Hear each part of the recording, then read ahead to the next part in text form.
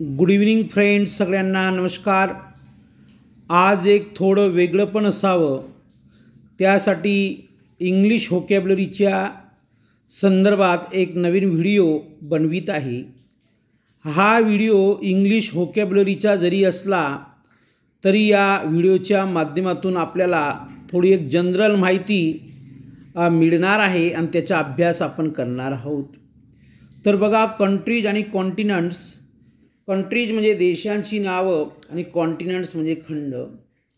आपल्याला काही मोजके खंड माहीत आहेत, तसेच काही देशांची, आपल्या देशांच्या नावासह काही देशांची नावं माहिती आहेत। तर आज त्यापेक्षा अजून काही जास्तीची माहिती आपणास मिळावी त्यासाठी हा व्हिडिओ बनवित आहे।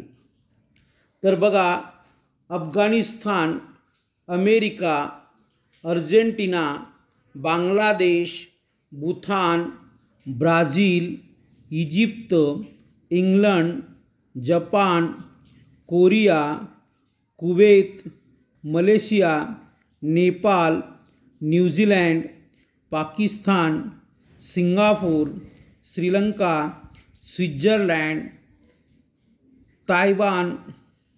त्याचप्रमाणे इकडे बघा, France, Germany, India, Indonesia, Iran, Iraq, Israel, Italy, Thailand, Tibet, Turkey, West Indies, Africa, Antarctica, Asia, Australia, Europe, North America, South America. तर ही काही आपण देशांची आणि खंडांची नावं पाहिली।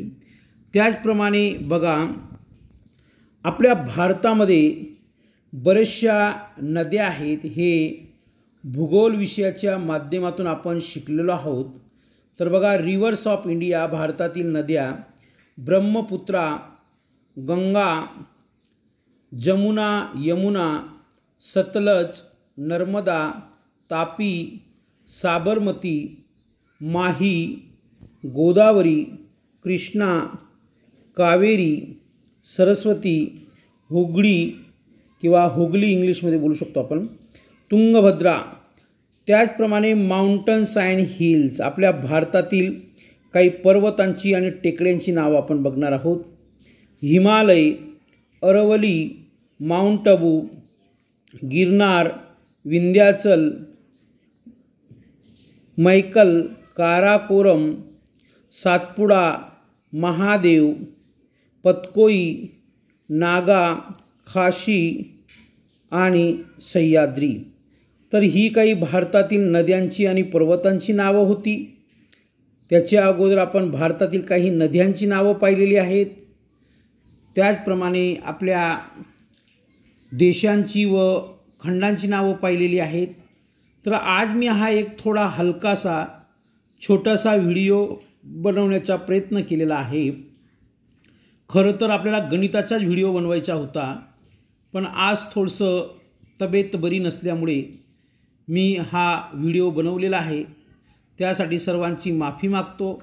उद्यापासून पुन्हा आपला रेग्युलर व्हिडिओ सुरू होईल, पण आज आपल्याला काही ना काही नवीन माहिती मिळावी, आपल्याकडे काहीतरी शब्दभरणा व्हावा, त्या दृष्टीने मी हा व्हिडिओ छोटासा बनवण्याचा प्रयत्न केलेला आहे। तर आपल्या सर्वांचे आभार व पुन्हा एकदा धन्यवाद।